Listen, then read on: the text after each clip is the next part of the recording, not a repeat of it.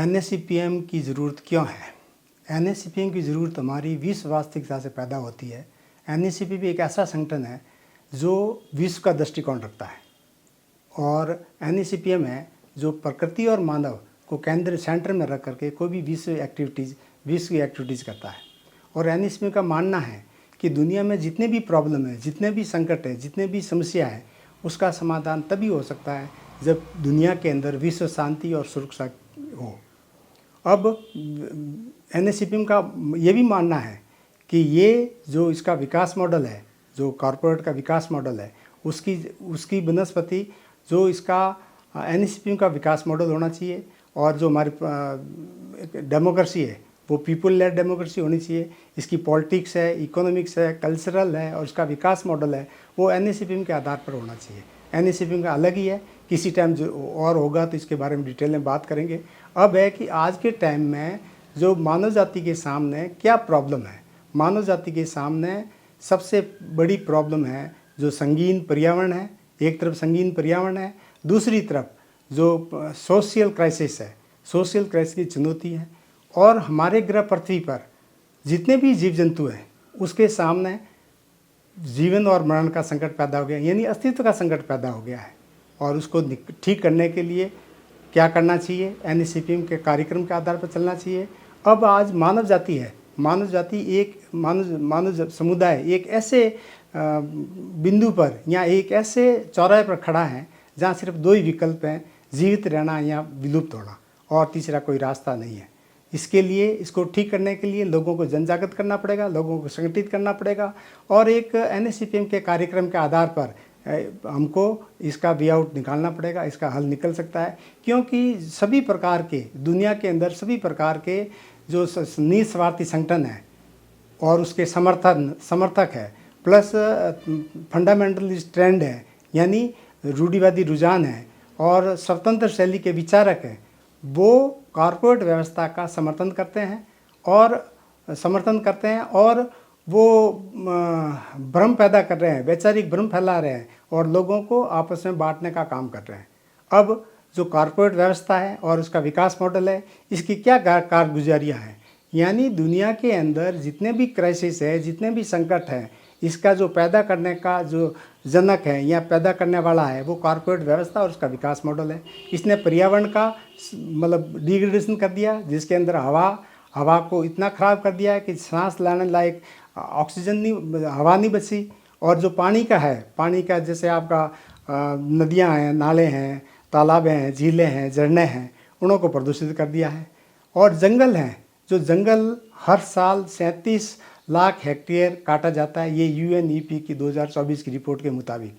तो इतना सारा जब आपका थोक में जंगल कट रहा है, बड़े पैमाने पर जंगल कट रहा है, तो कैसे मतलब हमारा पर्यावरण ठीक हो सकता है। और दूसरा है कि जो जीव प्रजाति है, जीव प्रजाति का बहुत ज़्यादा विलुप्त हो गया है और जो भूमिका है वो 60% क्षरण हो गया है।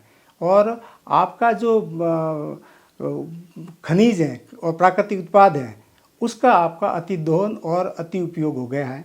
और हमारा जो ग्रीन हाउस गैसेज हैं, ग्रीन हाउस गैसेज में मुख्य है आपका कार्बन डाइऑक्साइड है, मीथेन है, नाइट्रस ऑक्साइड है, फ्लोरिनेटेड गैसेज जिसको एफ गैस भी बोलते हैं, ब्लैक कार्बन है। इसका जो इमिशन है वो लगातार बढ़ता जा रहा है और ये बढ़ने के कारण में हमारा जो जलवायु परिवर्तन हो रहा है वो लगातार हो रहा है। और जब जलवायु परिवर्तन होगा, क्लाइमेट चेंज होगा, तो क्या होगा, आपका ग्लोबल वार्मिंग बढ़ेगी। और ग्लोबल वार्मिंग के बारे में एक जो यूरोपियन यूनियन की एक कोपरनिकस संस्था है उसने कहा है कि जो प्री इंडस्ट्रियल युग से यानी 1850 से 1900 के बीच को प्री इंडस्ट्रियल युग माना जाता है, उससे 1.6 डिग्री टेम्परेचर आपका बढ़ गया है। यानी जो आपका जो पेरिस समझौता था जो 2015 में हुआ था उसमें 1.5 डिग्री टेम्परेचर का सीमित रखा था, उससे ज़्यादा हो गया है। यानी ग्लोबल वार्मिंग का युग खत्म हो रहा है, और आपका ग्लोबल बॉइलिंग का युग शुरू हो रहा है। और ग्लोबल बॉइलिंग से ज़्यादा होगा तो ग्लेशियर ज़्यादा पिघलेंगे, ग्लेशियर ज़्यादा पिघलेगा, समुद्र का लेवल बढ़ जाएगा। और समुद्र का जो टेम्परेचर है, जो सतह का टेम्परेचर है, वो बढ़ने से आपके अल नीनो और ला नीनो में चेंजेज आ जाता है।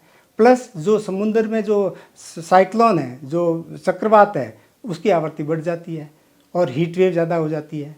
अब इसके जो पर्यावरण का इतना हमारा जो कबाड़ा हो गया है या इसका विनाश हो गया है, उसके बारे में वैज्ञानिकों ने समय समय पर इसके उजागर किया है और बहुत सारी रिपोर्टें प्रसारित की है।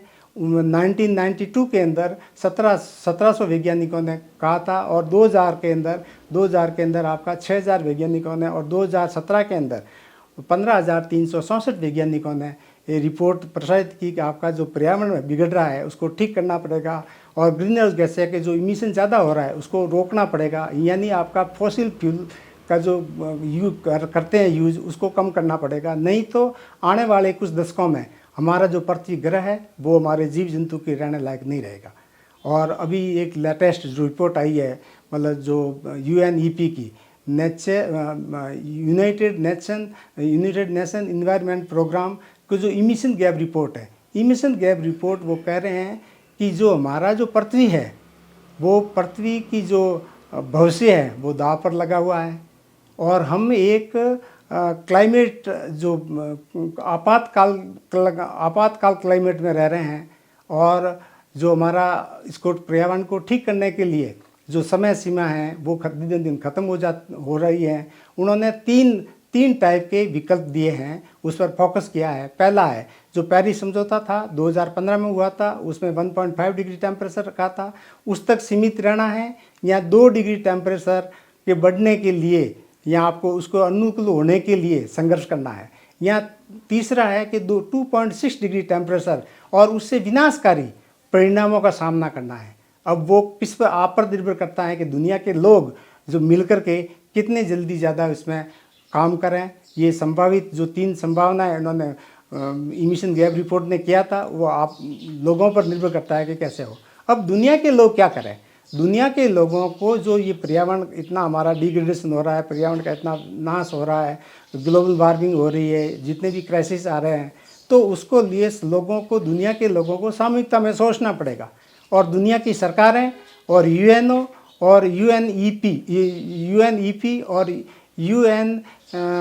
UNFCCC यानी यूनाइटेड नेशन फ्रेमवर्क कन्वेंशन और क्लाइमेट चेंज, ये जब हर साल जो करते हैं, पृथ्वी सम्मेलन करते हैं, पर्यावरण दिवस मनाते हैं और आपका कॉप्स करते हैं, G20 करते हैं, तो उसको करने के लिए इतने सारे करते हैं। ये जबकि 1972 से चल रहा है।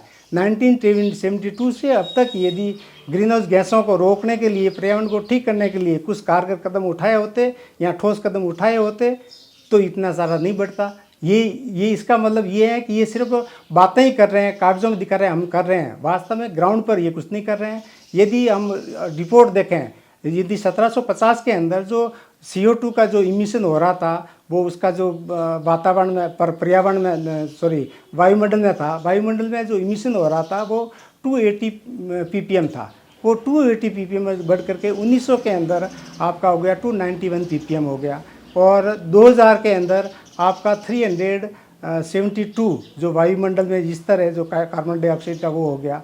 और अभी 2025 का फास्ट का मान लीजिए तो 427.09 ppm बढ़ गया है, मतलब आपका 24 साल के अंदर 55 ppm बढ़ गया।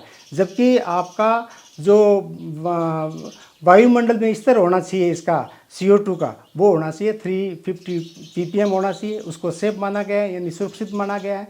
जबकि ये लेवल तो 1988 में 88 में बढ़ गया था।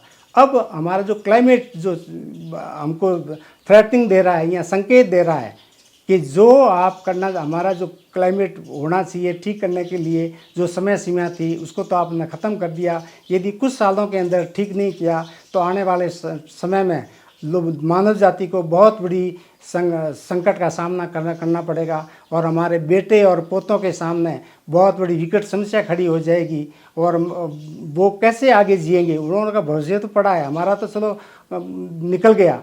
तो दुनिया के सामने आपका इसको ठीक करने के लिए, मतलब पर्यावरण को ठीक करने के लिए 1 दशक से भी कम समय है। दुनिया में न तो आपका धन की कमी है, न आपके पास में तकनीकी क्षमताओं की कमी है तो सिर्फ उस बात की कि सभी देश मिलकर के सामूहिकता में आपका जो पर्यावरण के हितैषी और मानव हितैषी पर ये तत्काल कार्रवाई करने की ज़रूरत है। धन्यवाद।